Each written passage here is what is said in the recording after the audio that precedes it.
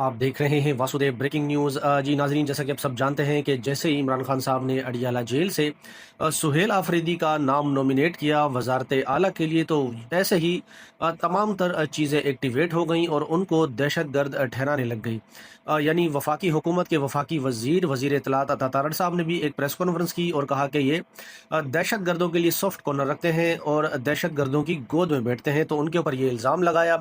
हालांकि वो काबीना में भी 3 साल रह चुके, लेकिन उसके ऊपर तब कोई बात ना की। जैसे ही इमरान खान ने उनका नाम वजारत आला के लिए नॉमिनेट किया और अली मीन गंडापुर को हटाया, तो उसी तरह अली मीन गंडापुर की तारीफें शुरू हो गई और इनके खिलाफ जो है वो बाकायदा से कैंपेन चलाई गई कि ये कोई दहशत गर्दों के सहूलतकार हैं। फिर इसी तरह की बात DGI ISPR साहब ने भी की, जो इस्लामाबाद से पेशावर गए। उन्होंने प्रेस कॉन्फ्रेंस की और नापसंदगी का इजहार किया कि सुहेल आफरीदी जो है वो अगले CM बनने जा रहे हैं। फिर हुकूमत की तरफ से ये बड़े बड़े दावे किए गए कि हम सुहेल आफरीदी को चीफ मिनिस्टर नहीं बनने देंगे, ये ज़रा बन के दिखाएं।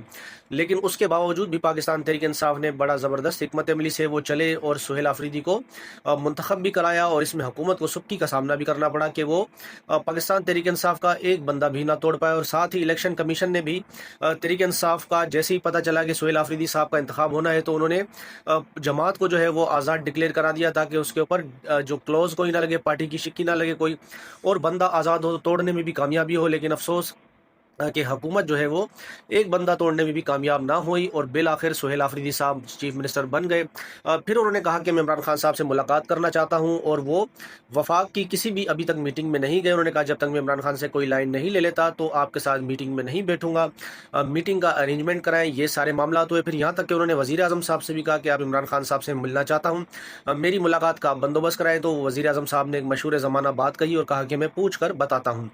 जब सारे हरबे नाकाम हो गए, अब एक पाकिस्तान में एक तो मुहिब वतन शहरी बहुत ज़्यादा है, अब एक मुहिब वतन शहरी उठ खड़ा हुआ और उन्होंने सुहेल आफरीदी साहब की नाअहली की जो दरख्वास्त है वो इलेक्शन कमीशन ऑफ पाकिस्तान में जमा करा दी और कहा है कि इस बंदे को नाअहल किया जाए और इसको जो चीफ मिनिस्टर का मनसब है वहाँ से हटाया जाए। तो देखते हैं इस दरख्वास्त पर इलेक्शन कमीशन आगे क्या हिकमत अमली बनाता है, क्या एक्शन लेता है, ये आने वाला वक्त बताएगा। और जैसी इस पिटिशन पर कोई पेशरफ्त होगी, हम आपको अपनी वीडियो में जो है वो अपडेट कर देंगे। लेकिन देख लें सुहेल आफरीदी का सिस्टम जो है वो रास्ता रोकने के लिए कैसे कैसे हरबे इख्तियार कर रहा है। यहाँ तक कि अदालतों के अहकामात जो है उनकी भी बेतौकीरी की जा रही है।